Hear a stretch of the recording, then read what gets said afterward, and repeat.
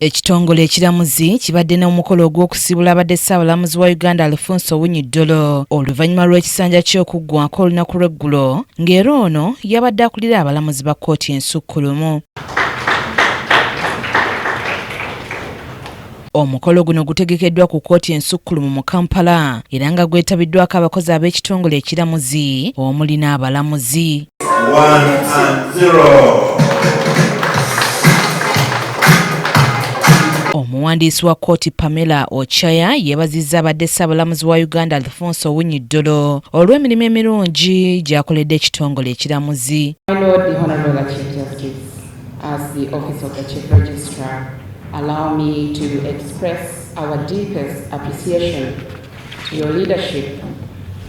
My Lord, during your tenure, you led members of top management in providing steady guidance, institutional clarity and reform, and unwavering commitment to the rule of law. Omutesiteesi omukulu ow'essiga eddamuzi Pius Bigirimana ng'ono asoose kutegeeza nga bw'amanyidde Dollo ekiseera ekinene ategeezezza nti mu kiseera eky'obukulembeze bwe akoze kinene okukendeeza ku kwetumako emisango mu kkooti ng'era kinogaanyizza nga Dollo bwe yamwagazisa okukolera ekitongole ekiramuzi olw'emirembe gye yateekabwo. So thank you very much for giving me a very, very peaceful tenure in the judiciary here. Maybe we could have disagreed and it ends up separating us, but I have had that comfort. Akulira abalamuzi ba kkooti Jane Francis Abodo ategeezezza nga abadde ssaabalamuzi Alfonse Owiny Dollo bw'abadde azimba abantu mu mirimu nti era mu kisanja kye alafuubanye nnyo okukendeeza ku misango egyetuuma mu kkooti so ng'era ekitongole agamba nti akiresse kyeyongedde okwegatta. You've been a mentor, you've been a teacher, you've been an inspiration. Thank you, my Lord, for leading with patience, with wisdom, and for always listening.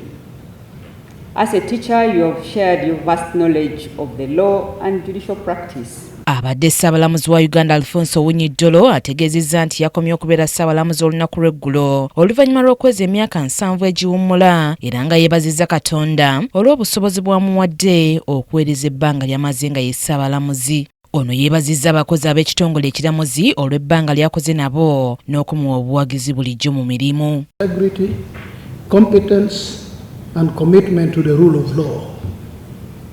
As I take my leave, I do so with gratitude for the trust reposed in me, pride in what we have collectively accomplished, and faith in the future of Uganda's judiciary.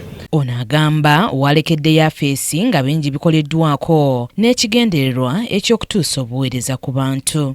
With all of this together, I had the privilege to manage the affairs of the judiciary for the past 5 years. You recall, I've always been uneasy when referred to as a boss of the judiciary or of any institution or of any group that I'm privileged to lead. I have constantly considered myself merely as a first among equals. Ye akolanga ssaabalamuzi wa Uganda mu kiseera kino Flavian Zeija yeebazizza Dollo olw'obukulembeze bwe obulungi awamu n'Enkolaye ey'emirimu esobozesezza ekitongole ekiramuzi okutuuka ku bingi. There is what we call the participatory leadership style, which of course you can't use one. So the participatory leadership style is, I think, what he employs. He also employs something called transformational leadership. Ever since he came in, immediately he came in, we started something called the Judicial Transformation Agenda. And that's what we have been running. Then, there is also what we call democratic leadership style.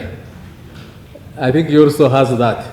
Ono era amwebazizza olw'okubeera omu ku abo abantu abaalafubanira emirembe mu kitundu eky'amambuka g'eggwanga bwe yeetaba mu nteeseganya wakati wa gavumenti ya kuno n'abayeekera ba LRA. So he told me a story when he went to meet Joseph Kony in Garamba National Park. That story, when he was narrating it, it was like a horror movie. Can you imagine going to visit Kony? So he said And apparently he was on, you know, in Islam there is what they call fatwa, like something you issue that kill him dead or alive. Now he was on that, Kony had issued that.